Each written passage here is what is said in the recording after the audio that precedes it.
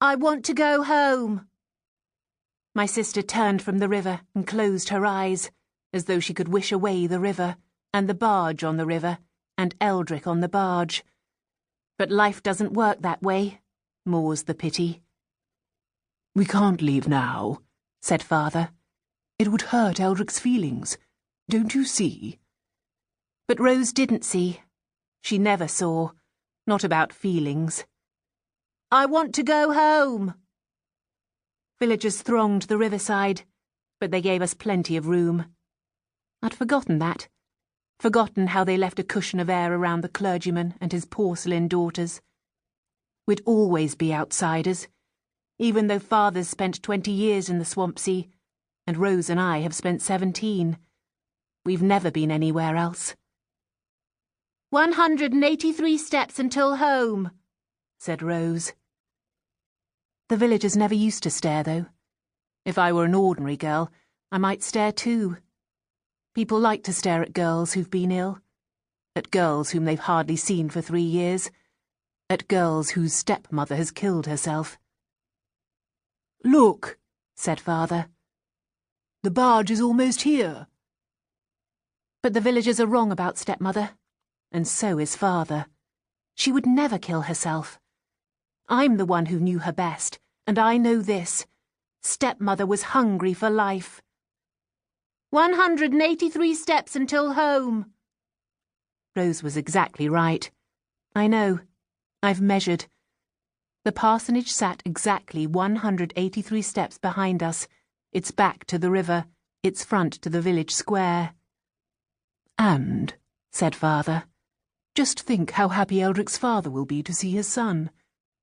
That I will, said Mr. Claiborne, who was waiting with us in our cushion of air.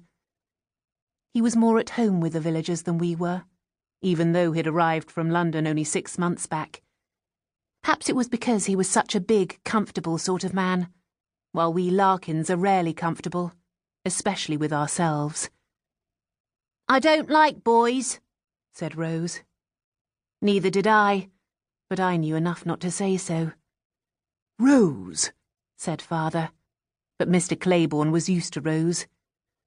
Eldric and I have never been apart this long, said Mr. Claiborne. Almost 6 months. Almost 6 months. Stepmother died 2 months and 3 days ago. I must never let myself grow used to stepmother's death. I must never smooth out time the way Mr. Claiborne had. I'd never say she'd been dead almost 6 months. I remembered the day she died with absolute clarity. I remembered standing outside her sick-room door, wondering if I should enter. Why did I hesitate? I was afraid of awakening her, I suppose, which I'd call ironic if I were a poet. But I'm not, and anyway, I hate poetry. A poem doesn't come out and tell you what it has to say. It circles back on itself, eating its own tail, and making you guess what it means. Stop, Briony. Stepmother would tell you to stop.